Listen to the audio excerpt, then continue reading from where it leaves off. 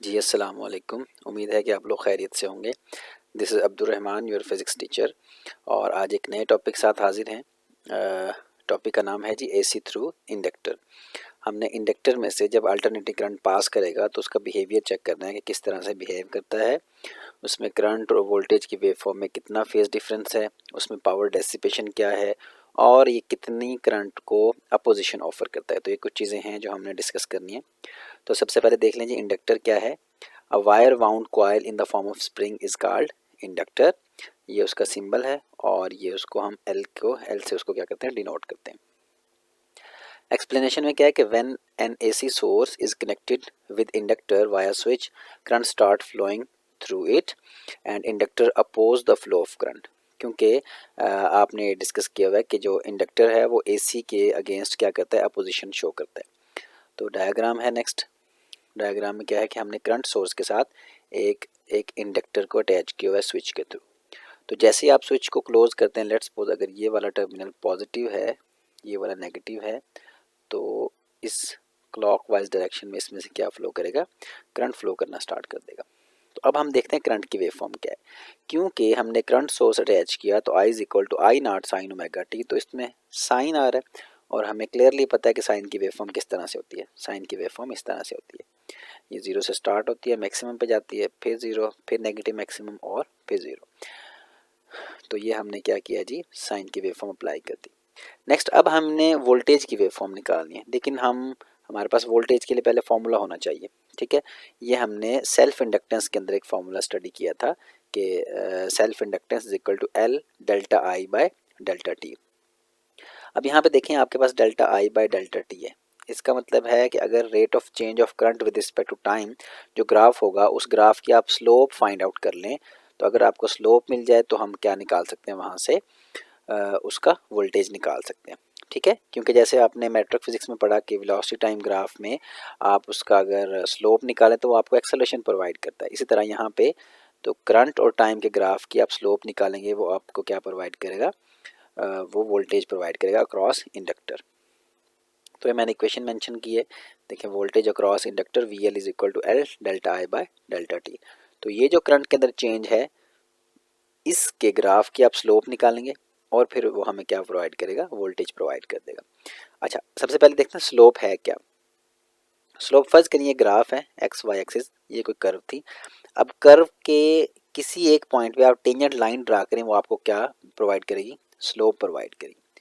ठीक है, अब इसी तरह ये देखें, ये करंट का ग्राफ है, साइन कर्व है, इसमें मैंने डिफरेंट पॉइंट्स पे स्लोप ड्रा किए। पहले पॉइंट यहाँ पे, अब देखें इस पॉइंट पे स्लोप अपवर्ड है, मैक्सिमम स्लोप है। जैसा कि यहाँ पे देखें, अगर एक बच्चा है वो स्लाइड ले रहा है, इस पे ये स्लोप है, तो ये थोड़ी सी कम स्लोप है। अगर मैं इसको बिल्कुल थोड़ा सा मैक्सिमम कर दूं तो यहाँ पे ज़्यादा स्लोप है उसको जो फेस करना पड़ेगी। ठीक है, तो अगर तो हॉरिजेंटल लाइन होगी तो स्लोप मिनिमम होगी, और अगर वर्टिकल लाइन होगी, वर्टिकल लाइन केस में जो स्लोप होगी वो मैक्सिमम होगी। तो यहाँ पे वर्टिकल लाइन आ रही है तो स्लोप मैक्सिमम, इसका मतलब है वोल्टेज मैक्सिमम। तो ये हमें वोल्टेज के लिए एक पॉइंट मिल गया।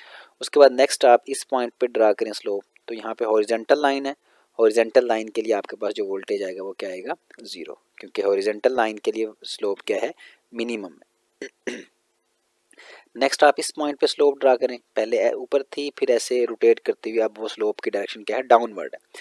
डाउनवर्ड है तो फिर अगेन मैक्सिमम, क्योंकि वर्टिकल लाइन है और वो नेगेटिव में मैक्सिमम होगी। ठीक है, ये आपके पास थर्ड पॉइंट बन गया। अब इसी तरह आप क्या करें, एक और लाइन ड्रा करें इस पॉइंट पे, तो ये हॉरिजेंटल है, अगेन हॉरिजेंटल के लिए फिर आपके पास वोल्टेज जीरो हो जाएगा। और लास्ट में यहाँ पे वर्टिकल लाइन है अपवर्ड डायरेक्शन में, तो पॉजिटिव आ जाएगा।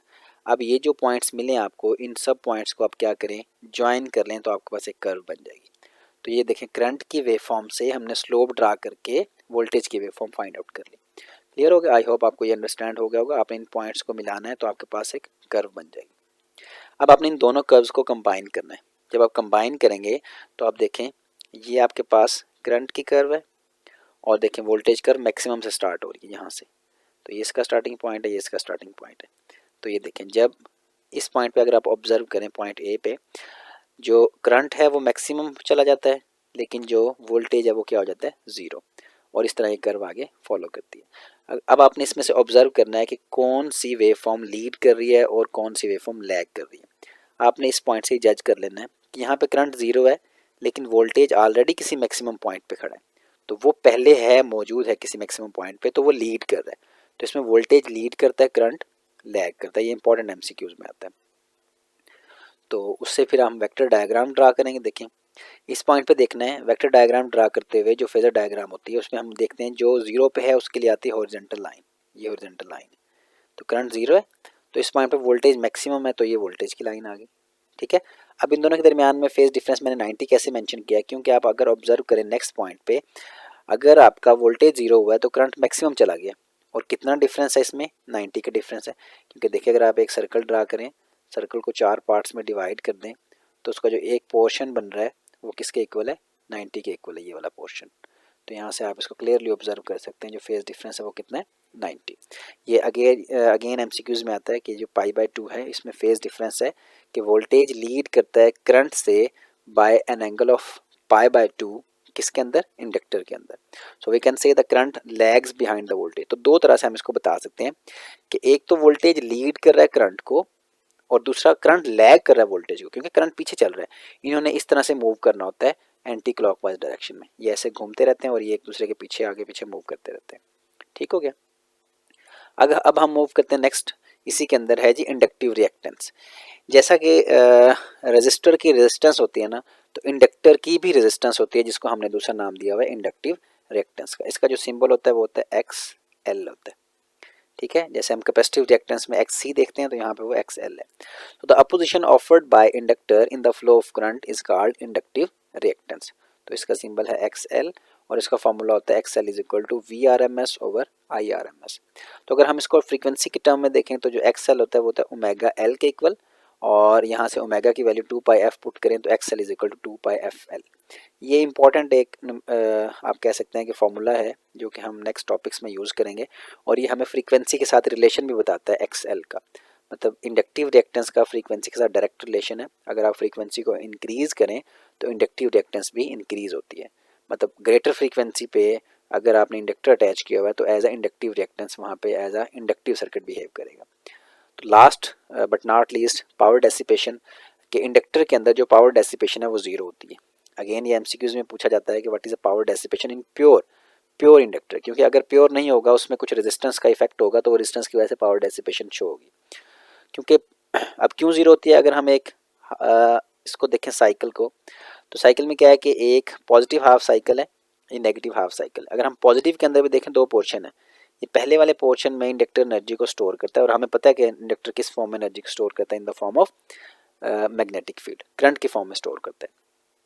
तो यहाँ पे एनर्जी स्टोर कर रहा है, और यहाँ पे एनर्जी को रिलीज करेगा। तो store release, then again negative half cycle के लिए भी यहाँ पे एनर्जी स्टोर होगी, यहाँ पे एनर्जी रिलीज करेगा।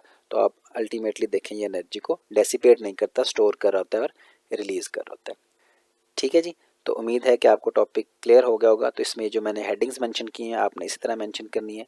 ये टॉपिक इंपॉर्टेंट लॉन्ग क्वेश्चन है बोर्ड के हवाले से, तो इसको आपने इसको एज इट इज़ प्रिपेयर करना है। ठीक है, तो अपना बहुत सारा ख्याल रखें। अगर आपको कोई क्वेश्चन है, कोई कन्फ्यूजन है टॉपिक के हवाले से, कोई आपको टॉपिक समझ नहीं आ रहा, तो आप मुझे रिकमेंड भी कर सकते हैं। ठीक है, और दैट्स इट। अपना बहुत सारा ख्याल रखें। अल्लाह हाफिज़।